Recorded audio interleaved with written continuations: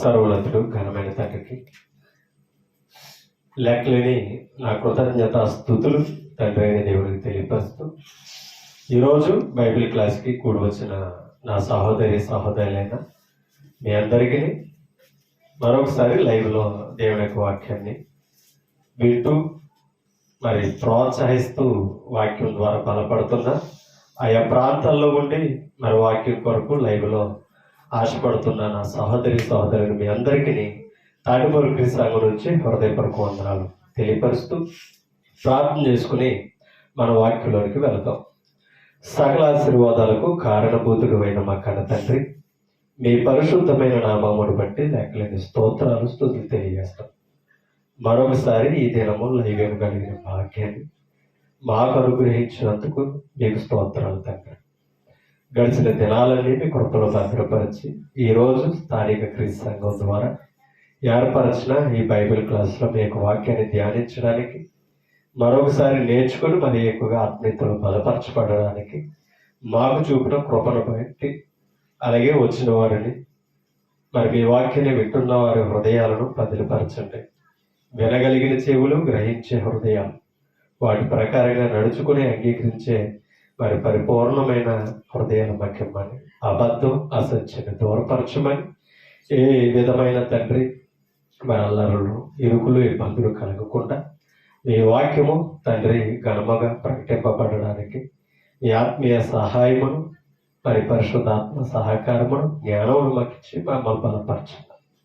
సమస్త విధములో మీరే ఘనత, మహిమ, ప్రభావాలు పొందుతారని యేసుక్రీస్తు పరిశుద్ధ నామముని ప్రార్థన అడుగుచున్నాము తండ్రి, ఆమేన్. విలువైన దేవుని సంగతులు పరిశుద్ధ గ్రంథం నుండి మనం నేర్చుకుంటాం. చెప్పే ప్రతి మాటలో కూడా మనం ఒకసారి అర్థం చేసుకోవాలి. ఎన్నో సంగతులు దైవ గ్రంథంలో మనం నేర్చుకుంటూ ఉంటున్నాం. మరి వింటున్న మాటలు మనం పరిశోధన చేయవలసిన అవసరం మనందరి మీద ఉంటుంది. ఎందుకు వాక్యము వినాలి, ఎందుకు వాక్యాన్ని అనుసరించాలంటే, వాక్యం వినకపోవడం వలన మనం కొన్నిసార్లు మన నడవడికి తప్పించుకుంటాం. అది మనం అర్థం చేసుకోవాలి. అందుకనే మనం ఎక్కువగా వాక్యాన్ని వింటూ నేర్చుకుంటూ అనుదినం బలపరచబడాలి వాక్యంలో. ఎందుకనంటే వాక్యాన్ని ఎరిగి కూడా మనం తప్పిదాల్లో పడే అవకాశం ఉంది.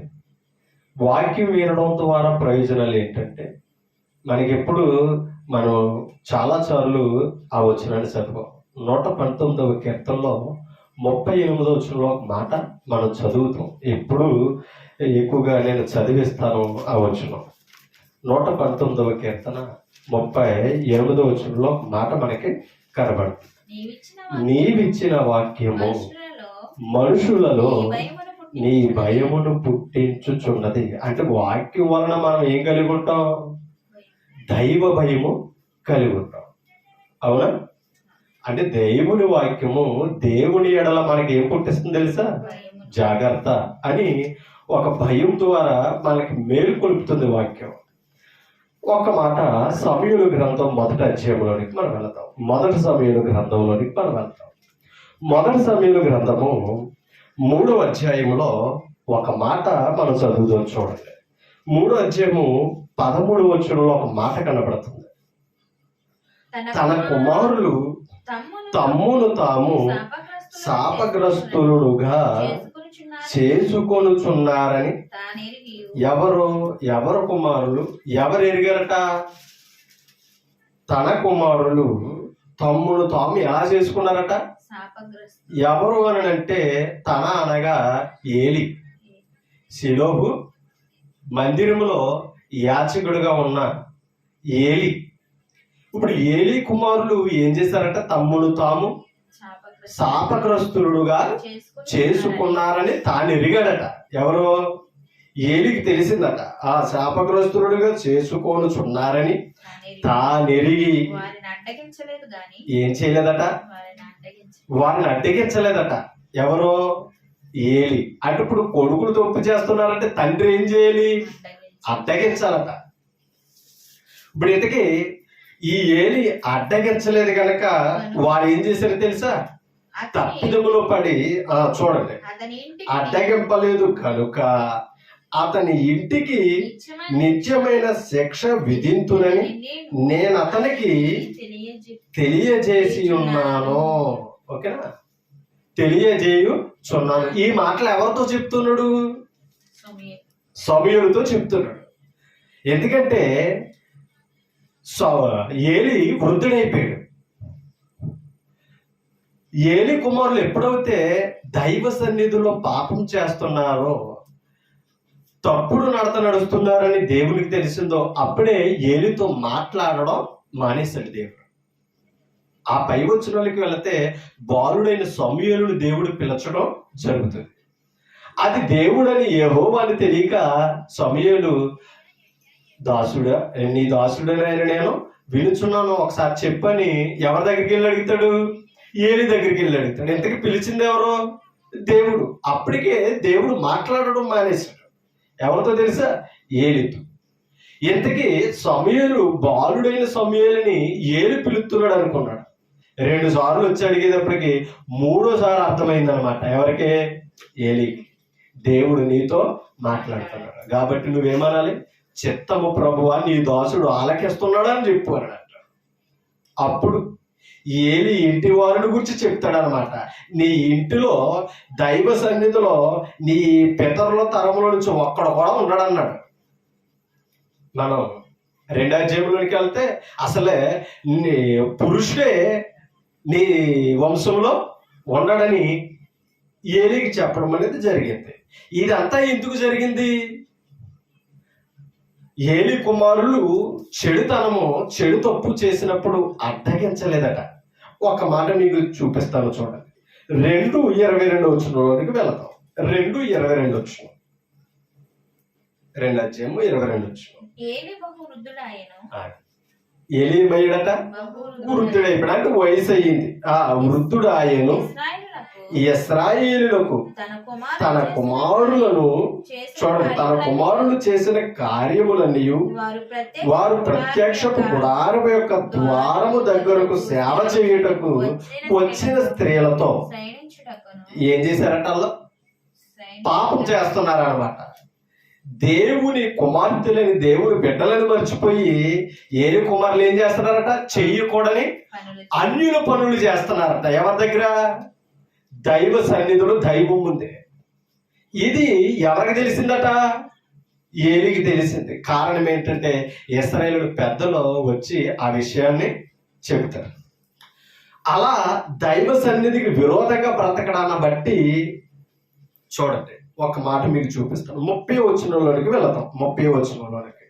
నీ ఇంటి వారు, నీ పితరుని ఇంటి వారు నా సన్నిధిని యాజకత్వము జరిగించుదరని యెహోవా ఆజ్ఞ ఇచ్చి ఉన్నాను. ఇప్పుడు అది నా మనసునకు కేవలము ప్రతికూలమాయను. అంటే ఆజ్ఞ ఇచ్చాడండి దేవుడు. నీ ఇంటి వారును, నీ పితరుని ఇంటి వారును నా సన్నిధిని ఏం చేస్తారని చెప్పాడట? యాజకత్వం చేస్తారు అని చెప్పితే, ఈ కుమారులు చేసిన పాపానికే దేవుడు ఏం చేశాడట? మనసును మార్చుకున్నాడట. మనసునకు అది ఎలా అనిపించిందంటే తెలుసు, దైవానికి ప్రతికూలంగా ఉన్నదట. అంటే అర్థం ఏంటి? నేను తీసుకున్న నిర్ణయం సరైనది కాదని అనుకున్నాడు ఏలి కుటుంబం పట్ల. ఆ పైన చేసిన ఆ బిడ్డల యొక్క అపరాధం వల్ల ఇప్పుడు అంటున్నాడు, నా మనసులకు కేవలము ప్రతికూలమాయనని ఇశ్రాయేలుల దేవుడైన యెహోవా సెలవిచ్చుచున్నాడు. కావున యెహోవా వాక్కు ఏదనగా నన్ను ఘనపరుచు వారిని నేను ఘనపరుచుదును. అంటే దైవ సన్నిధి గురించి మనం ఏం చేయాలి తెలుసా అమ్మా? మనం దేవుడిని ఏం చేయాలని తెలుసా? అంటే దాని అర్థం ఏంటి? ఇప్పుడు ఒక్క మాట అర్థం చేసుకోండి. ఏలి కుమారులు చెడు నడత ఎక్కడ నడిచారు? అక్కడ ఉన్నదే. మనం ఒకసారి 22 వచనం చదువు చూడండి. ఏలి బహు వృద్ధుడాయను, ఇశ్రాయేలీయులకు తన కుమారులు చేసిన కార్యములని వారు ప్రత్యక్షపు గుడారము యొక్క ద్వారము దగ్గరకు సేవ చేయుటకు, అమ్మా, ప్రత్యక్షపు గుడారము దగ్గరకు సేవ చేయుటకు అంటే స్త్రీలు ఆ గుడారములో, ఎందుకంటే మందసం ఎక్కడుంది? గుడారంలోనే. ఇప్పుడు ఆ గుడారములో దేవుని సేవ చేయడానికి స్త్రీలు వచ్చారట. వచ్చిన స్త్రీలతో శయనించుటయను మాట చెవిని పడగా వారిని పిలిచి ఇట్లా అంటున్నాడట. ఎవరు? ఏలి. ఆ విషయం తెలిసి ఏలి ఏం చేస్తున్నాడట తెలుసా? హెచ్చరిస్తున్నాడట కొడుకులు. అది కింద జరిగింది. ఎందుకంటే నరునికి విరోధం వస్తే తగు తీర్చడానికి, న్యాయం తీర్చడానికి దేవుడు ఉన్నాడో, దేవునికి నరుడికి తగాదా వస్తే, నరుడి దేవుని మీద తిరగబడితే న్యాయం ఎవరో తీర్చగలరు? న్యాయం తీర్చేవాడు ఎక్కడున్నాడని ఆ ఏలి కొడుకులను మందలించడం జరిగింది. అయినా కూడా వారు ఆ మాట వినల. అమ్మా, వారు ఆ మాట వినకపోవడం వలన దేవుడు ఇప్పుడే ఇక్కడ ఆ మాటలు చెప్పాడు. నీ ఇంటిలో నుంచి కానీ, నీ పితరుని ఇంటి నుంచి కానీ నేను యాజకత్వం జరిగిందామని అనుకున్నాను, కానీ అది నా మనసునికి ఎలా ఉంది? ప్రతికూలంగా ఉంది. అనుకూలం అవ్వలేదు. ఎందుకంటే మీ ప్రవర్తన నా సన్నిధిలో అనుకూలంగా, నా సేవకు అనుకూలంగా, ఎప్పుడు కూడా మీరైనా నేనైనా దేవుని సన్నిధిలో మన ప్రవర్తన దేవునికి అనుకూలంగా ఉండాలి. అనుకూలంగా ఉండాలంటే మనం పాటలు పాడినప్పుడు పాటలు పాడాలి, అంతేనా? అమ్మా, ప్రార్థించినప్పుడు కళ్ళు మూసుకొని ప్రార్థనలు ఏకరించాలి. వాక్యం చెప్తున్నప్పుడు మనసు పెట్టి జాగ్రత్తగా వాక్యం నిశ్శబ్దంగా, అది కూడా ఆయనను కనపరచడమే. ఏది? వాక్యం వినడం ద్వారా కూడా ఏం చేయగలం? మనం దేవుని కనపరచగలం. అందుకనే ఇక్కడ ప్రభు ఆ మాట చెప్పుడు, నన్ను గణపరచు వారిని నేను గణపరచుదును, నన్ను తృణీకరించు వారు తృణీకారము పొందుదురు. అంటే దైవ సన్నిధిలో నిర్లక్ష్యంగా ఉండడం ఎవరిని తృణీకరించడం తెలుసా? అంటే దేవుని సన్నిధికే వచ్చి ఏం చేస్తున్నాం మనం? వాక్యాన్ని గౌరవించకపోయినా, దైవ మాటకు లోబడకపోయినా దాని వలన ఏం చేస్తున్నామని తెలిసి దేవుణ్ణి తృణీకరించడం అంటే ఆరాధనకు మానేయడమో, క్లాసు ఆగిపోవడమో కాదండి. దైవ సన్నిధిలో కూర్చొని మనం ఉండవలసిన ప్రవర్తనలో ఉండకపోవడం వల్ల కూడా ఏంటి తెలుస్తుంది? తృణీకరించడం. గణపరచవలసిన మనం దైవాన్ని ఏం చేస్తున్నాం తెలుసా? అగౌరవపరుస్తున్నాం. అది అర్థం చేసుకోవాలి. ఇప్పుడు ఆ 13:13 ఆ మాట చెప్తున్నాడు చూడండి. తన కుమారులు తమ్ముడు తాము శాపగ్రస్తులుగా చేసుకొనుచున్నారని తాను ఎరిగి వారిని అడ్డగింపలేదు. మీకు అర్థమవుతుందా? ఏం చేయలేదట? అడ్డగించాలి. అడ్డగించినప్పుడే వారు తప్పు నుండి ఆగే అవకాశం ఉంది. అందుకనే కొడుకులు తప్పు చేసిన తండ్రి మందలిస్తున్నప్పుడు బిడ్డలు ఏం చేయాలి తెలుసా? ఆగాలి. అవునా? ఆ మాట వారికి ఏంటిదని తెలుసా? అడ్డు. అందుకని అడ్డగింపలేదు అన్నాడు చూడండి. ఖండించడం ఏంటో ఏంటి తెలుసా?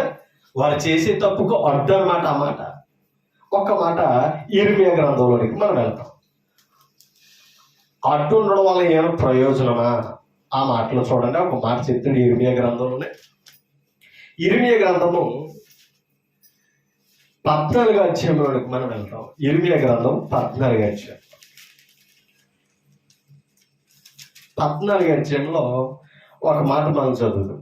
10వ వచనాన్ని చదువుతాం చూడండి. 14:10 ఇర్మియా గ్రంథము 14:10. యెహోవా ఈ జనులతో ఈ మాట సెలవిచ్చుచున్నాడు. అంటే ఇశ్రాయేలు ప్రజలతో, ఈ జనులు తమ కాళ్ళకు అడ్డు లేకుండా, ఏమి లేదట, తమ కాళ్ళకు అడ్డము లేకుండా తిరుగులాడుటకు ఇచ్చగలవారు. ఏమి లేక? అమ్మా, కాళ్ళకి ఏముండాలంటే తెలుసా? అడ్డు ఉండాలి. ఇప్పుడు కాళ్ళకు అడ్డు ఎప్పుడు వేసుకోవాలి? అదుపు తప్పుతున్నప్పుడు, మార్గం తప్పుతున్నప్పుడు. అవునా? నడవడికి సరైనది కానప్పుడు కాళ్ళకి ఏం చేయాలంటే తెలుసా? ఇప్పుడు ఈ కాళ్ళకి ఎక్కువగా అడ్డు పశువులకి వేయడం మనం చూస్తాం. అవునా? పశువులకి అవి మాట విన్నప్పుడు ఏం చేస్తారు? తాడట్టు వేస్తారు. అది గుదుబండ అంటారు, అవునా? బంధమూరని అంటారు. ఎందుకని? అదుపు ఉండదు అది, అవునా? అన్నిటికీ వేయరు. ఏదైతే మాట వినదో, ఏదైతే యజమానుడికి లోబడదో అమ్మా, దానికి ఏం చేస్తారో అడ్డేస్తారు. ఇప్పుడు తన ప్రజలకు కూడా ఏమి లేదట, అడ్డు లేదు. అడ్డుంటే ఏం చేయరు? తమకి ఇష్టం వచ్చినట్టు తిరగడానికి ఇష్టం కలిగి ఉండే అవకాశం ఉండదు. అందుకనే చెప్తున్నాడు చూడండి, యెహోవా ఈ జనులతో ఈ మాట సెలవిచ్చుచున్నాడు. ఈ జనులు తమ కాళ్ళకు అడ్డు లేకుండా తిరుగులాడుటకు ఇచ్చగలవారు గనుక యెహోవా వారిని అంగీకరింపడం. అమ్మా, మా ఇష్టం వచ్చినట్టు నడుస్తాము అని అనుకుంటే వాక్యాన్ని ఎరిగిన మనం దేవుడు అంగీకరించేవాడు కాదు. అందుకనే మనం దేవుని వాక్యాన్ని ఎరిగిన మనం మనకు నచ్చినట్టుగా కాదు, దేవునికి నచ్చినట్టుగా మనం నడవాలి. అందుకనే ఒక మాట చెప్తాడు చూడండి, అలా అడ్డు లేకుండా తిరగడం వలన నష్టం ఏంటి ఇప్పుడు చెప్తున్నాడు చూడండి. రోమిలకు రాసిన పత్రికలోనికి వెళ్తాం.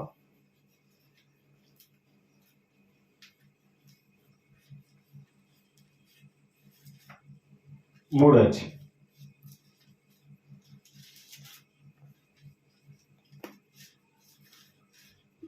తీసారు. రోమిలకు రాసిన పత్రిక 3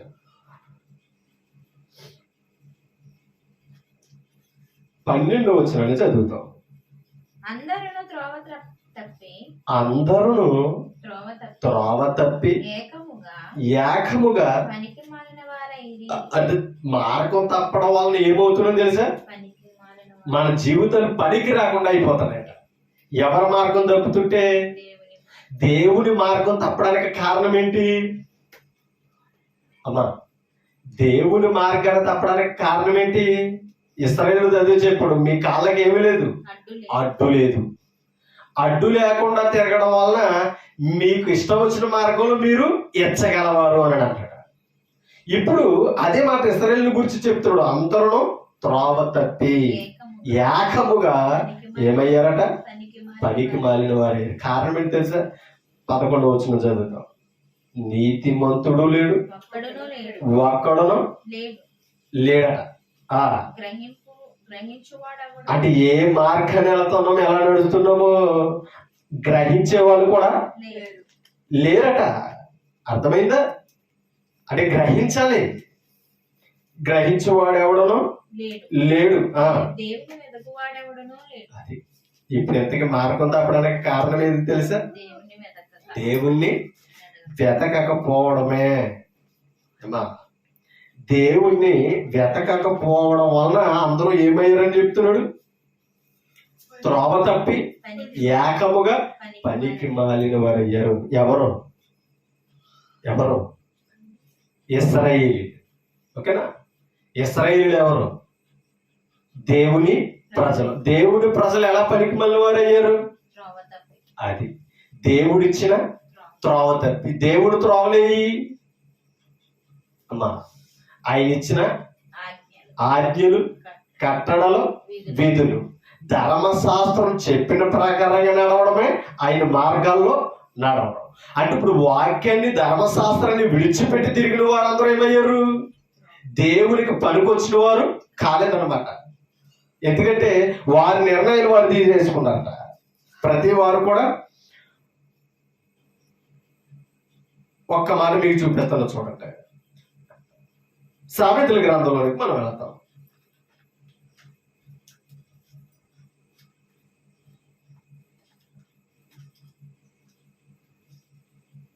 6వ అధ్యాయం. అద్భుతమైన మాట. జ్ఞాని అయిన సొలొమోను మాట్లాడుతూ ఈ మాట చెప్తున్నాడు చూడండి. 6వ అధ్యాయము 22వ వచనాన్ని చదువుతాం. చూడనమ్మా. నీవు త్రోవను వెళ్ళినప్పుడు అది నిన్ను నడిపించును. చూడన మాటలో, నీవు త్రోవను వెళ్ళినప్పుడు అది నిన్ను నడిపించును అని చెప్తున్నాడు. నీవు పండుకొనినప్పుడు అది మన పడక గదిలో కూడా ఏం చేస్తున్నాడో తెలుసా? కాపాడతా. త్రోవను వెళ్ళినప్పుడు అది చక్కగా మనల్ని నడిపిస్తుందట. పండుకొనినప్పుడు అది నిన్ను కాపాడును, నీవు మేలుకొనినప్పుడు అది నీతో ముచ్చటించును. ఏదో పై వచనంలోనికి వెళ్దాం చూడండి. ఒక్కసారి 20వ వచనాన్ని చదువుతాం. నా కుమారుడా నీ తండ్రి ఆజ్ఞను గైకొనుము. అర్థమవుతుందా? దేవుని ఆజ్ఞలు ఏం చేయాలట? గైకొనుము. నీ తల్లి ఉపదేశమును త్రోసివేయకు. అర్థమైంది ఇప్పుడు? అంటే ఇప్పుడు తల్లిదండ్రులు హెచ్చరించినప్పుడు బిడ్డలు ఏం చేయాలి అమ్మా? తల్లిదండ్రులు హెచ్చరించినప్పుడు బిడ్డలు ఏం చేయాలి తెలుసా? విధేయత చూపాలి, లోబడాలి. ఎందుకంటే మన బ్రతుకులను సరిచేయడానికి దేవుడు మన జీవితంలో తల్లిదండ్రులు ఇచ్చిన గొప్ప భాగ్యం. తల్లిదండ్రులు దేవుడిచ్చిన గొప్ప భాగ్యం. అందుకని నీ తండ్రి ఉపదేశం ఏం చేయకున్నాడు? నీ తండ్రి ఆజ్ఞలను గైకొనుము. అక్కడ భౌతికమైన తండ్రిని సూచిస్తున్నాడు, ఆత్మీయ తండ్రిని కూడా సూచిస్తాం. ఇప్పుడు దేవుని ఆజ్ఞలు ప్రథమమైనవి ఇశ్రాయేలుకి.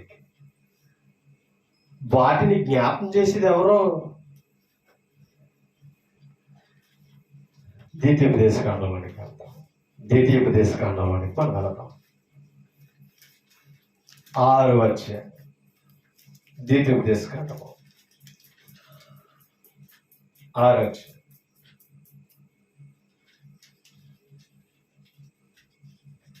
4వ వచనం చదువుతాం. ఇశ్రాయేలు వినుము, మన దేవుడిని యెహోవా అద్వితీయుడగు యెహోవా. 5వ వచనం. నీ పూర్ణ హృదయముతోనూ, నీ పూర్ణ ఆత్మతోనూ, నీ పూర్ణ శక్తితోనూ నీ దేవుడైన యెహోవాను ప్రేమింపవలెను. అంటే ప్రేమించడంలో కానీ, దేవుని సేవించడంలో కానీ ఏం చేయాలట? ఇశ్రాయేలు పూర్తి మనసు ఇవ్వాలి. అంటే మనసులో పూర్తిగా చోటు ఎవరికి ఇవ్వాలి? ఇశ్రాయేలు దేవునికే ఇవ్వాలి. అందుకనే ఇశ్రాయేలు వినుము. ఇప్పుడు 6వ వచనం చదువుతాం. నేను నీకు ఆజ్ఞాపించు ఈ మాటలు ఎక్కడ ఉండాలంటే దేవుని ఆజ్ఞలు ఇశ్రాయేలుల హృదయాల్లో ఉండాలట. నీ హృదయములో నుండవలెను. 7వ వచనం. నీవు నీ కుమారులకు అభ్యాసింపజేయడం అంటే అర్థం ఏంటి? నువ్వు వారి చేత మాట్లాడించాలి, చదివించి వారి చేత ఏం చేయాలి? మాట్లాడించాలి. అది అభ్యాసం. రాయడం వేరు అమ్మా, రాయడం వేరు, చదివించడం వేరు. ఇప్పుడు మనం కూడా పిల్లలు, చిన్నపిల్లలు అంగన్వాడికి వెళ్తారు. ఆయన మాట్లాడడం రాదు, వచ్చా? రాయుడు రాదు, రాయుడు నేర్పిస్తాం. మరలా ఏం చేస్తాం మనం? అభ్యసించడం అంటే అది ఆ పదాలని పలకడం. అందుకనే నీ కుమారులకు వాటిని ఏం చేయమన్నాడు? అభ్యాసింప చేసి. ఎవరి బాధ్యత ఇది? ఎవరి బాధ్యత ఇది? తండ్రుల బాధ్యత. అవునా? ఎవరు అభ్యసింపజేయాలి? ఎవరు నేర్పించాలి?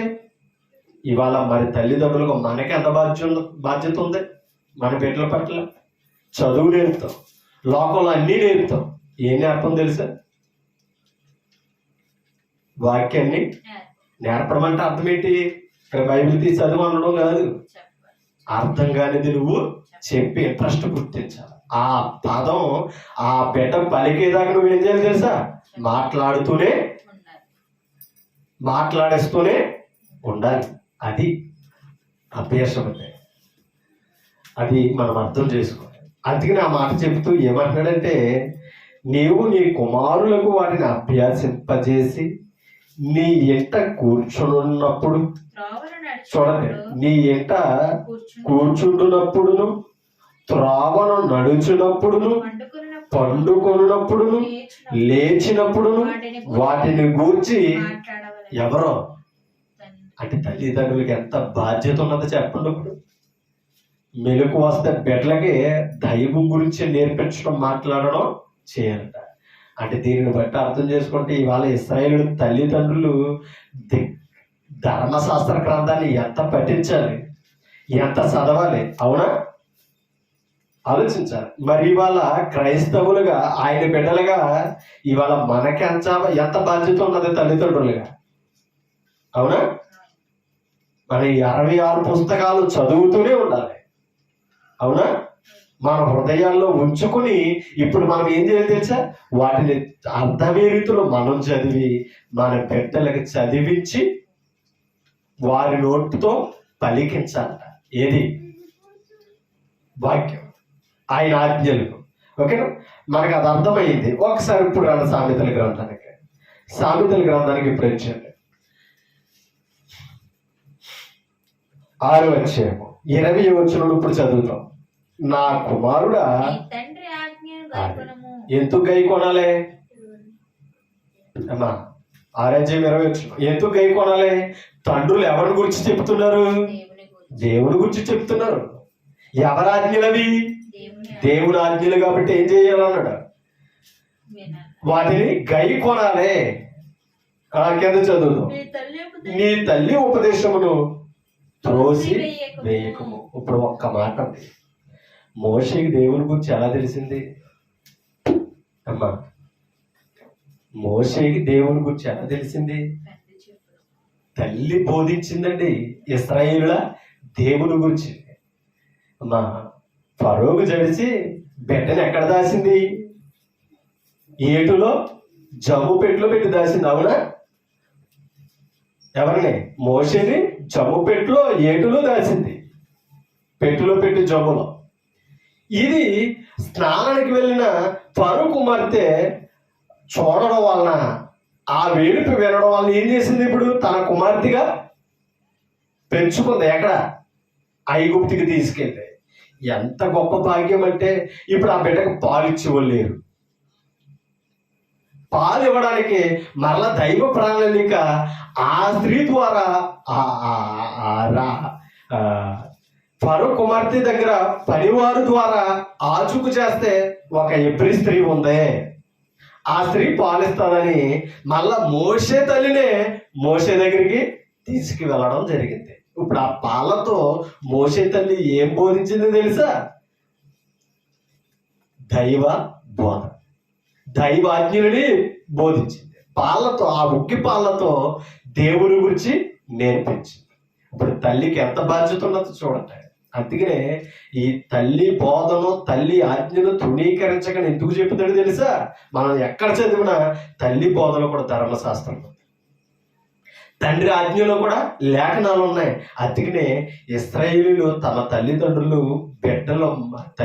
మాట త్రోసేయకూడదని అన్నాడు. ఎందుకంటే ఆ బోధ బిడ్డలకి నేర్పవలసింది ఎవరు తెలుసా? అందుకనే దావీదు అన్నాడు, పుట్టబోయే తరానికి నిన్ను గురించి చెప్పినట్లు తల నెరిసి వృద్ధులయ్యేదాకా నన్ను బ్రతికించు అని అన్నాడు. ఎందుకు తెలుసా? ఇంకో తరానికి నీ బోధ అందించకపోతే ఆ తరం ఏమవుతుందో తెలుసా? దేవుణ్ణి ఎరగకుండా చెడిపోతుంది. దేవుణ్ణి ఎరగిన తరం ఏమవుతుందో తెలుసా? ఒక మాట, న్యాయాధిపతుల గ్రంథంలోనికి మనం వెళ్తాం. న్యాయాధిపతుల గ్రంథం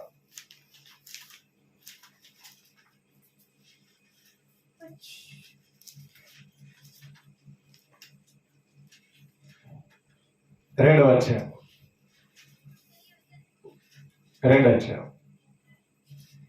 10వ వచనం చదువుతాం.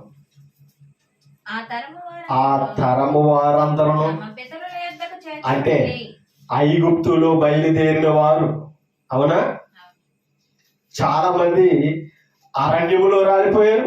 తర్వాత కానాను దేశం వచ్చినప్పటికి రాలిపోయారు. కానాను దేశం నడిపించింది ఎవరు? యోర్దాను దాటి నడిపించింది ఎవరు? యెహోషువ, అవునా? ఇప్పుడు యెహోషువ కూడా మృతులుందండి. ఈ మొదటి అధ్యాయంలో జరుగుతున్న విషయాలు అవే. ఇప్పుడు తమ పితరులందరూ ఏమయ్యారని తెలుసా? చనిపోయి పితరుల దగ్గరికి చేర్చబడ్డారట. చూడండి, ఆ తరమ వారందరూ తమ పితరుల యొద్దకు చేర్చబడిరి. వారి తరువాత ఎవరి తర్వాత చనిపోయారు చూసారా, వారి తర్వాత బయలుదేరిన బిడ్డలు యెహోవానైను ఆయన ఇశ్రాయేలీల కొరకు చేసిన కార్యములైనను ఎరుగని తరం ఒకటి పుట్టిందట. అమ్మా, ఇశ్రాయేలు దేవుడు ఎవరో తెలియదట, ఆయన చేసిన అద్భుత కార్యాలేంటో తెలియని తరం పుట్టిందట. కారణం ఏంటి తెలుసా? బోధించేవారు లేకపోవడం. ఇప్పుడు దేవుణ్ణి ఎరగన తరం పుట్టిందట. ఇప్పుడు దేవుణ్ణి ఎరగకపోతే ఈ బిడ్డలకి ఏమైనా నష్టమా? ఈ తరానికి నష్టం అంటే మీకు ఒక్క మాట మీకు చూపిస్తాను, చూడండి.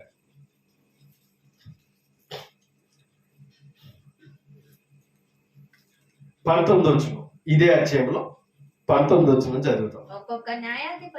ఒక్కొక్క న్యాయాధిపతి చనిపోగా వారు వెనుకకు తిరిగి ఇతర దేవతలను అనుసరించి పూజించుచు వాటికి సాగిలపడుచు ఉండుట వలన తమ క్రియలలోనేమి తమ మూర్ఖ ప్రవర్తనలలోనేమి దేనిని విడువక తమ పూర్వీకుల కంటే మరీ మిగులు చెడ్డవారయ్యారు ఆ తరము వారు. అవునా? కారణం ఏంటి? కారణం ఏంటి? చెప్పేవారు. ఆలోచించండి. ఇవాళ మనం ఎంత ధన్యులు తెలుసండి అమ్మా. ఇవాళ మనం ఎంత ధన్యులు తెలుసా? తెలుసుకున్నాం. ఇవాళ రేపొద్దున మన బిడ్డలకు చెప్పుకునే అవకాశాలు కూడా దేవుడు మనకి ఇచ్చాడు లేదా? ఇది లోకానికి లేదు అమ్మా. అందుకనే ఇశ్రాయేలులు ఎంత జాగ్రత్త తీసుకోవాలి, ఇవాళ క్రైస్తవ తల్లిదండ్రులు కూడా అంత జాగ్రత్త తీసుకోవాలి. ఎందుకంటే యెహోవాని ఎరగిన తరం పుట్టడం వల్ల ఎటువైపు నడిచారు మీరు? విగ్రహారాధన వైపు నడిచారు. కారణం ఏంటి తెలుసా? వాటిని జ్ఞాపకం చేసే న్యాయాధిపతులు కూడా లేరట. ఇవాళ మన వాక్యాన్ని సరిగ్గా నేర్చుకోకపోతే, సత్యాన్ని గ్రహించకపోతే సంఘాన్ని గుర్తించే అవకాశం కూడా ఇవాళ లేదు. క్రొత్త నిబంధన జ్ఞానం అర్థమయ్యే అవకాశం లేదు. కాబట్టి ఇవాళ వాక్యం పట్ల మనం ఎంత జాగ్రత్త తీసుకోవాలి తెలుసా? మనం తెలుసుకోవడం ముఖ్యం కాదని సత్యం మన ఇంటి వారికి చెప్పాలి. ఏది సత్యం మన ఇంటి వారికి చెప్పాలి. ఆ సత్యం అర్థమైందనుకో, మొదట్లో మనం చదువు 119వ కీర్తన 38లో చదువు, నీవిచ్చిన వాక్యము, అవునా, నీవిచ్చిన వాక్యము మనుషులలో నీ భయమును పుట్టించుచున్నది. అవునా? ఇప్పుడు మన ఇంటి వారికి వాక్యం అర్థం అవ్వకపోతే ఎవరి భయం ఉండదో? దేవుని భయం. ఇప్పుడు దేవుని భయం లేక మీరు ఎటువైపు నడిచారు? విగ్రహారాధన వైపు నడిచారు. భయం లేకపోవడానికి కారణం ఏంటి తెలుసా? దేవుని గురించి చెప్పేవాళ్ళు లేదు, హెచ్చరించేవాళ్ళు లేదు. కాబట్టి ఇవాళ వాక్యం వినడం మనకి హెచ్చరిక. ఇవాళ మన వాక్యం వినడం హెచ్చరిక. మనం హెచ్చరించుకుంటున్నాం, దైవ భయాన్ని నేర్చుకుంటున్నాం, దైవ భక్తిని నేర్చుకుంటున్నాం. ఇవాళ మనం వినే వాక్యం మన నడతను శుద్ధి చేస్తుంది. మన కాలుకి ఏమేస్తుంది తెలుసా? అడ్డు పెడుతుంది. విచ్చలవిడిగా తిరగాలని ఉంటుంది మనకు లోపల. ఇప్పుడు వాక్యం ఏం చేస్తుందో తెలుసా? ఆ మార్గం దైవానికి వ్యతిరేకం. నువ్వు మాట్లాడే మాటలు దైవానికి అనుకూలమైన కావని ఇవాళ క్రైస్తవుని వాక్యం ఏం చేస్తుంది తెలుసా? అడ్డు పెడుతుంది. అమ్మా, ఇవాళ మనకు దొరికిన ధన్యత అంత గొప్పది. అందుకనే ఇప్పుడు తల్లిదండ్రులు బోధించినప్పుడు వారిని ఏం చేయొద్దని చెప్పాడు? నిర్లక్ష్యం పెట్టకో. చూడండి మాట సామెతల గ్రంథం ఇందాక చదివాం కదా, 6:20. నా కుమారుడా, నీ తండ్రి ఆజ్ఞను గైకొనుము, నీ తల్లి ఉపదేశమును త్రోసివేయకుము. చూడండి 21. వాటిని ఎల్లప్పుడు నీ హృదయమందు వేటిని? ఆజ్ఞలను ఉపదేశములను ఎక్కడుండాలట? హృదయంలో. అందుకే ఇందాక ఇశ్రాయేలుతో ద్వితీయోపదేశకాండంలో ఏం చెప్పాడు? నీ పూర్ణ హృదయంతో, నీ పూర్ణ మనస్సుతో, నీ పూర్ణ ఆత్మతో, నీ పూర్ణ వివేకంతో. అది మనసు పూర్తిగా ఎవరికి ఇవ్వాలి? దేవుని ఆజ్ఞలకి, అవునా, ఉపదేశాలకు ఇవ్వాలి. అప్పుడు మనసులో దైవాన్ని ప్రేమించడం, దైవాన్ని ఆరాధించడం అనేది వస్తుంది. వాక్యం హృదయంలో లేకపోతే, హృదయంతో వాక్యాన్ని మనం బంధించుకోకపోతే, వాక్యాన్ని హృదయంలో ధరించుకోకపోతే కలిగే నష్టం ఇప్పుడు దాకా మనం చదువుతాం. ఇప్పుడు చదువుతాం చూడండి. వాటిని ఎల్లప్పుడూ నీ హృదయమందు ధరించుకొనుము, నీ మెడకు వాటిని కట్టుకుని అది. మనము సైన్లు వేసుకుంటాం, లేదా అనేక తాళ్ళు కట్టుకుంటాం అమ్మా, అవునా? మనం సైన్లు వేసుకుంటాం, అనేక తాళ్ళు కట్టుకుంటాం. దేనికి? మెడకి మెడకి, చేతులకి, అవునా? ఇంతకే ఆ స్థానంలో ఏది ఉండాలని చెప్తున్నాడు ఆయన ఉపదేశం అంటే దాని అర్థం ఏంటి? అంత జాగ్రత్తగా కాపాడుకోవాలట, ఆజ్ఞను అవునా? నువ్వు కట్టుకున్న తాళ్ళు ఎంత గొప్పమైనవి అనుకుంటావో, అవునా? ఇవే ముఖ్యమైనవి ఎలా అనుకుంటావు? ఎంతకే మనం భౌతికమైనవి కాదు, మెల్లోనే చేతిలో ధరించడం. వేటిని ధరించాలట? వాక్యాలని. అమ్మా, ఇంతకే మనసు దేని మీద పెట్టాలి? వాక్యం మీద పెట్టాలి. ఇశ్రాయేలుకి అంతగా బోధించాడు దేవుడు. ఎందుకు తెలుసా? అలా లేకపోతే తప్పిపోతారేమో అని, అవునా? మార్గాన్ని తప్పుకుపోతారేమో, ఇతర దేవతలను అనుసరిస్తారేమో అని దేవుడు హెచ్చరించుకుంటూనే వచ్చాడు. కాబట్టి ఇశ్రాయేలుతో చెప్తున్నాడు, మీరు బంగార ఆభరణములు ధరించుట కంటే వేటిని ధరించాలి? ఆయన ఆజ్ఞను ఆజ్ఞలను, ఉపదేశములను, కట్టడాలను మీరేం చేయాలి? మరలా ఏమంటాడు తెలుసా? ద్వితీయోపదేశకాండంలో నొసట బాష్ప బిందువు అని మీరేం చేయాలి? కట్టుకోవాలి. అంటే వాక్యం పట్ల ఎంత జాగ్రత్త ఉండాలండి. ఏమా, ఇవాళ సత్యం ఎరిగిన మనకు ఉంటుందా? అది ప్రశ్నించుకోవాలి. ఇవాళ ఇశ్రాయేలుకి అంత గుచ్చి జాగ్రత్త చెప్తున్నాడంటే ఇవాళ మనకు ఉంటుందా ఆ జాగ్రత్త? అందుకనే ఆ మాటలో చెప్పాడు. ఒకసారి 21 వచ్చినానికి వెళ్దాం. 22 వచ్చిన, నీవు త్రోవను వెళ్ళినప్పుడు అది నిన్ను నడిపించును ఇదేది? ఆయన ఆజ్ఞ ఆయన ఆజ్ఞలు, ఆయన ఉపదేశాలు. త్రోవను నడిచినప్పుడు మనల్ని ఏం చేస్తాయట? త్రోవను వెళ్ళినప్పుడు అవిది నిన్ను నడిపించును. ఏం చేయనప్పుడు అవి నడిపించాలంటే త్రోవల్లో కుడికి కానీ ఎడమకు కానీ తిరగకుండా ఇశ్రాయేలును సరైన మార్గంలో నడిపించాలి అని అంటే మెడకు చుట్టూ అది ఒక ఆహారములను ఎలా ధరించుకుంటారో, అవునా? బంగారు వస్తువులను ఇంకా ఏవైతే ధరించుకుని ఉన్నాయో వాటిని ఎలా కాపాడుకుంటారో, నా ఆజ్ఞలను, నా ఉపదేశములను ఏం చేయాలి? మీరంత భద్రపరచుకోకపోతే మార్గాల్లో నడిచే అవకాశం లేదు. కిందో మాట్లాడు చూడండి. నీవు పండుకొనినప్పుడు అది నిన్ను కాపాడును ఏది? ఆయన వాక్యం అది చెడు అభిప్రాయాన్ని మంచం మీద కూడా పుట్టించదు. అందుకనే 139వ కీర్తనలో అంటాడు, నువ్వు పడుకొనుట లేచుట నాకు తెలియదు ఆయనకు తెలుసు అని అన్నాడు దావీదు గారు. మనం పడుకోవడం తెలుసట, మనం లేవడం తెలుసు.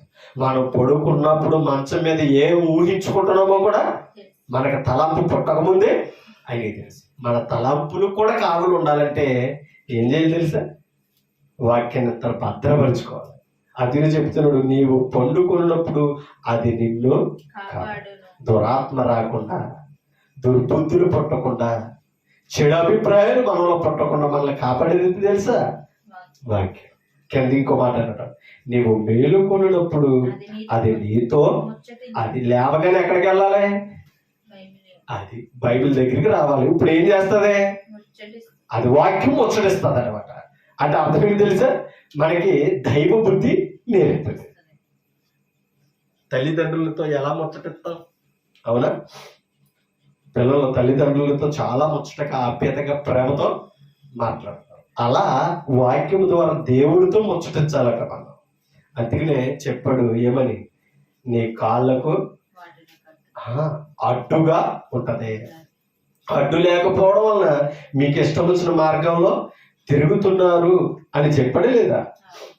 ఒక్క మాట, సామెతల గ్రంథం, ఇదే సామెతల గ్రంథం 29వ అధ్యాయం 15 వచనం చదువుతాం చూడండి. 29:15. 29వ అధ్యాయం 15 వచనం. దుష్టులు ఆ మాటలు చూడండి. బెత్తమును గద్దింపును 29వ అధ్యాయము 15 వచ్చిన బెత్తమును చూడమ్మా 29 15 వచ్చిన బెత్తమును గద్దింపును గద్దింపును. జ్ఞానము కలుగజేయును. ఇప్పుడు బెత్తం వాడాలి, గద్దింపు కూడా చేయాలి. ఎవరికి? బిడ్డలకి. బిడ్డలకు ఇప్పుడు గద్దించినప్పుడు వాళ్ళు లోపాలకు ఏం చేయాలి? ఇప్పుడు బెత్తం బెత్తం వాడాలి. ఎందుకు తెలుసా? జ్ఞానం. నేను చేస్తున్నది తప్పు అని పుట్టడం కూడా ఏంటి తెలుసా? జ్ఞానం. అదే చెప్తాడు, బెత్తమును గద్దింపును జ్ఞానము జ్ఞానమును కలుగజేయును. కలుగుజేయును. అదుపు లేని బాలుడు తన తల్లికి తన తల్లికి అవమానము. తెచ్చును. ఇందాక నుంచి మనం మాట్లాడుకున్నాం, అవునా? ఏలి తన కుమారులను ఏం చేయలేదు? అడ్డగించలేదు, అవునా? శిక్షకు గురయ్యారు. ఇశ్రాయేలుతో చెప్తున్నాడు, మీ కాళ్ళకు అడ్డు లేదు కనుక మీరు ఏం చేశారు? మీకు నచ్చిన మార్గంలో తిరిగారా అని అన్నాడా లేదా? ఇర్మియా గ్రంథంలో. ఇప్పుడు బిడ్డలో అదుపు లేకపోవడం వల్ల ఏం చేస్తున్నారో తెలుసా? అవమానం చేస్తున్నారు. ఇవాళ దైవ బిడ్డలో అవునా, వాక్యం ఎరిగిన మనం, బాప్తిసం పొందిన మనం దేవుని బిడ్డలో. ఇప్పుడు మనకు కూడా ఏం చేయాలి? చెప్పాలి. మనకు కూడా ఏం చేయాలి? ఆయన బెత్తం వాడాలి, అవునా? ఆయన ఉపదేశాలు, ఆయన ఆజ్ఞలు మనం వినకపోతే ఆయన ఇప్పుడు ఏం చేస్తున్నాడో తెలుసా? వాక్యం ద్వారా హెచ్చరిస్తాడు. వాక్యనుగులోకి పడకపోతే బెత్తం వాడతాడంతే. అర్థమవుతుందా? మనల్ని కూడా దేవుడు శిక్షించే అవకాశం ఉంటుంది, కానీ వాక్యముతోటే శిక్షించినప్పుడు లోపడతాయి. వాక్యముతోనే శిక్షించినప్పుడు లోపడితే మనం ప్రయోజకులు అవుతాం. అక్కడ అన్నాడు, జ్ఞానం కలిగిన వారు అవుతాం, లేదా దైవానికి అవమానం తెచ్చినట్టుగా ప్రవర్తిస్తాం. అంటే ఒక్క మాట నీకు చూపిస్తాను. హెబ్రీయులకు రాసిన పత్రికలోకి వెళ్తాం. హెబ్రీ పత్రిక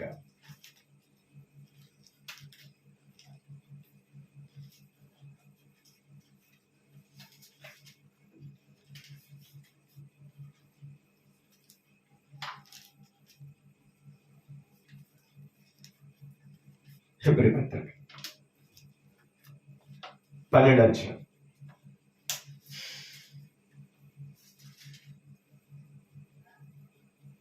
7వ వచనం. శిక్షాఫలము పొందుటకై మీరు సహించుచున్నారు. అది మనకు వచ్చిన శోధనలో, శ్రమలో మనం సహించుకోవడం దైవం ముందంటే ఏంటి తెలుసా? శిక్షాఫలం అట. అంటే దైవ విషయంలో మనం ఒకవేళ శ్రమలో కష్టాలు అనుభవిస్తే మనకేముందంటే తెలుసా? ఆ శిక్ష కూడా ఏముందట? ఫలం అంతేకాదు, వాక్యం మనం శిక్షిస్తున్నప్పుడు కూడా మనం లోపడితే దైవం ముందు మనకి ఏముందో తెలుసా? ఫలం. చూడండి, శిక్షా ఫలము పొందుటకై మీరు సహించుచున్నారు. దేవుడు కుమారులుగా మిమ్మల్ని చూచుచున్నాడు. తండ్రి శిక్షింపని కుమారుడెవడు? అవునా? ఇందాక నుంచి తండ్రిని బిడ్డలను ఎందుకు శిక్షించమన్నాడు? అవమానం తేకుండా ఉండడం కొరకు, అవునా? ఎందుకు శిక్షించాలి? వారు తప్పు చేస్తున్నారు కనుక అడ్డు ఉండాలి, అవునా? అడ్డగించాలి. అడ్డగించకపోతే వచ్చే నష్టం ఏంటి తెలుసా? దేవుణ్ణే మరిచిపోయే అవకాశం ఉంటుంది, అవునా? దేవుడు ఎప్పుడైతే మర్చిపోయారో దైవ సన్నిధులు ఎలా ప్రవర్తించారు ఏలీ కుమారులు, అవునా? దేవుని ఎరగకుండా న్యాయాధిపతులు మనం చదువు, దేవుని గురించి చెప్పని తరం లేకపోవడం వలన విగ్రహాల వైపు తిరిగి వాటిని ఏం చేశారు? పూజించి వారి పితరుల కంటే చెడ్డవారయ్యారట.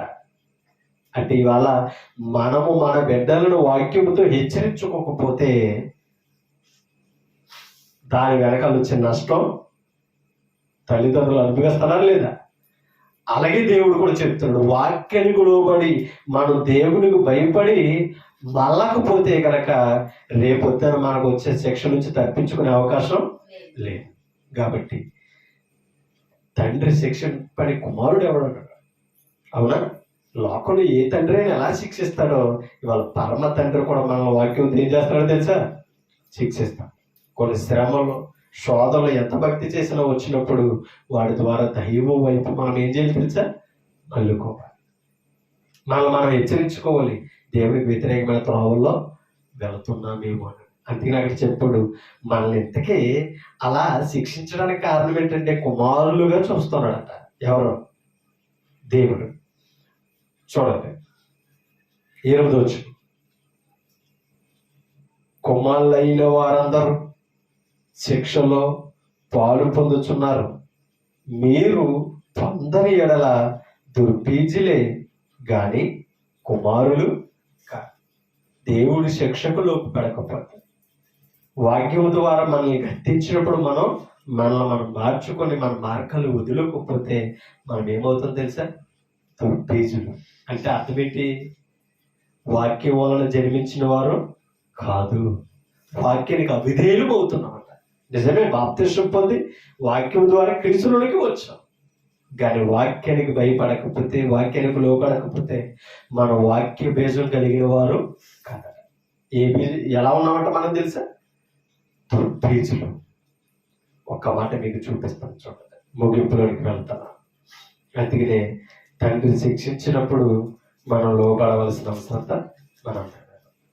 తిమోతి పత్రిక, 1 తిమోతి పత్రిక,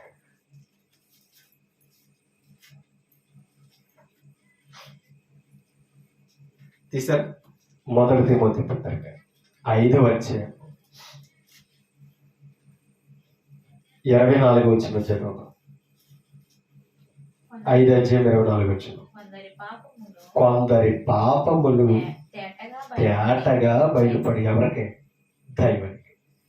కొందరి పాపములు తేటగా బయలుపడి న్యాయపు తీర్పునకు ముందు నడుస్తున్నాయి. ముందుగా అది అంటే వాక్యములు ఇప్పుడు దాకా మనం చెప్పుకున్నట్టుగా దైవానికి భయపడకపోతే, అవునా, వాక్యము ద్వారా మనం శిక్ష పొందకపోతే, వాక్యాన్ని విని తప్పును విడిచిపెట్టి మళ్ళకపోతే మన ముందు ఏం నడుస్తున్నాయని తెలుసా? మన పాపాలు నడుస్తున్నాయట.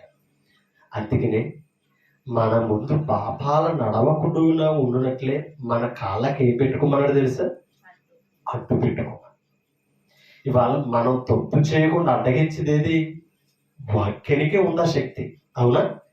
కొన్నిసార్లు తండ్రి మాట అయినా తృణీకరిస్తాం, తల్లి మాటనైనా ఎదిరిస్తాం, లేదా అమ్మా పాత నిబంధన కాలం నుంచి ఉన్నారు కాబట్టి సొలొమోను ద్వారా హెచ్చరించడే లేదా? నీ తల్లి ఉపదేశం త్రోసేయకు, నీ తండ్రి ఆజ్ఞలు తృణీకరించుకో అని చెప్పుకుంటూ వచ్చారు. తృణీకరించిన బిడ్డలు ఇశ్రాయేలు ఎలాగవుతున్నారు, ఇవాళ క్రైస్తవుల్లో కూడా వాక్యం ఎరిగిన కూడా మనం తల్లిదండ్రుల మాట జవదాటడం, నీతిని బోధించినప్పుడు లోబడకపోతాం, వాక్యాన్ని దైవానికి విధేయత చూపకపోవడం వల్ల వచ్చిన ఫలితాలు ఇవే. మన వాక్యాన్ని, నీతిని, దైవాన్ని ఎరిగి కూడా మనం చెడుకి దూరంగా లేకపోతానంటే మన ముందు ఏం నడుస్తున్నాడో తెలుసా? చూడండి, మన ముందు కొందరి పాపములు తేటగా బయలుపడి న్యాయపు తీర్పులకు ముందుగా నడుచుచున్న, మన ముందు నడుస్తున్నాయట. మరి కొందరి పాపములు వారి వెంట వెళ్ళుచున్నవి. అంటే ఇప్పుడు మన ముందే ఏం నడుస్తున్నాయి చెప్పాలి? ఓకే, దేవుడి కృపను బట్టి బాప్తిసం పొంది మనం ఏం చేసాం? పాప క్షమాపణ పొందాం, పాపాలు కడుక్కొని విడిచేసాం. ఇప్పుడు మన పాపాలు ఏమైనా తెలుసా? వెనక్కి వెళ్ళిపోయి, అవునా? మన పాపాలు ఏమైనా వెనక్కి వెళ్ళిపోయి. ముందేముంది? నీతి క్రియలు, అవునా? క్రీస్తు మార్గము ఉంది. ఒక్క మాట చూపించి నేను ముగిస్తాను. చూడండి, కీర్తన గ్రంథం 89వ అధ్యాయం. కీర్తన 89 14 వచనం చదువుతాం. కీర్తన 89:14.